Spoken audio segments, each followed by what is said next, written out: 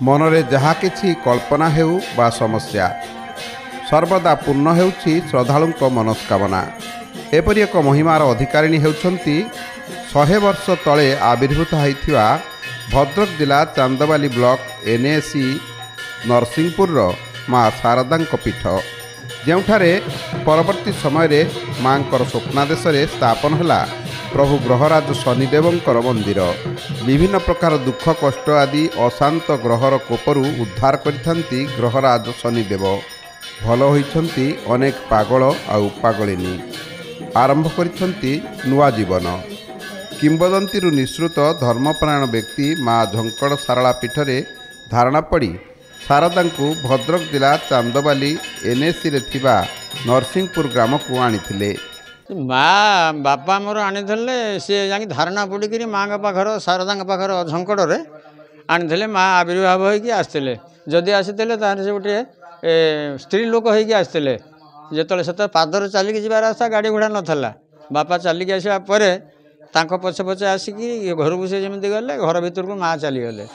मो बुढ़ी माँ जी था सेठू सी न पचारि किसी सन्देह करी ये घर से घर बत्ती नगे देखला देखला जे आउ पाइलानी किसी हेटू बाध्य होगी पचारा कहला अरे जो स्त्री लोकटी आसला तो सागर कहीं सी कहला माँ मु तो कहारिक आनी सागर हेटू तापर झुणा गंधमला ये सब फुस है बाष्प है ये बासना शुणिक कहले माँ प्रकृतर आविर्भाव हो पुओ जहाँ कह ठीक कथा नथिला गाड़ी मोटर सुविधा चली चली आसीथिले जनेक धर्मपरायण व्यक्ति हेले माँ तांकु निराश करि नथिले, भक्तर इच्छा को पूर्ण करथिले।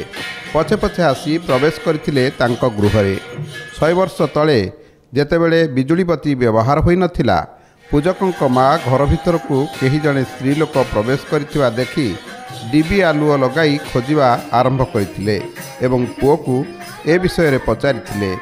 हठात घर भितरु झुणा गुगुल और नैवेद्य आदि बासना महकी उठिला। माँ स्वयं आविर्भूता होइछन्ति बोली जानिपारिले पूजक एवं आरंभ कले पूजा पाठ। सेबेठारु लागिछि माँ शारदा और शनिदेवंक पीठरे भक्तंक भिड़।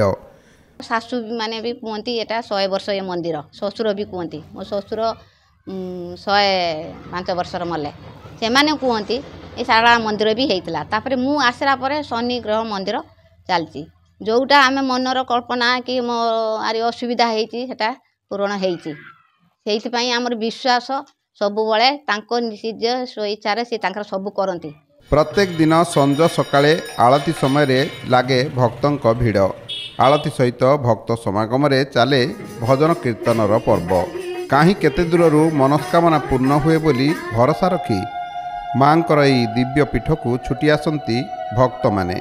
आंकर पूजा माने जी मानसिक करथिबो मो झीर हो मो देहपा हो जहाँ भी मानसिक करथिबे ता पूर्ण हुए। कारण मु सत्यता पाइछि ताठो मो झील बहुत खराब रिजल्ट करथिला। प्रत्येक दिन मु 5टा बेलू मंदिर आसिक जते बेले मु मानसिक करे मो ठाकुर डाक शुणती। प्रार्थना आम आनंदर उत्स।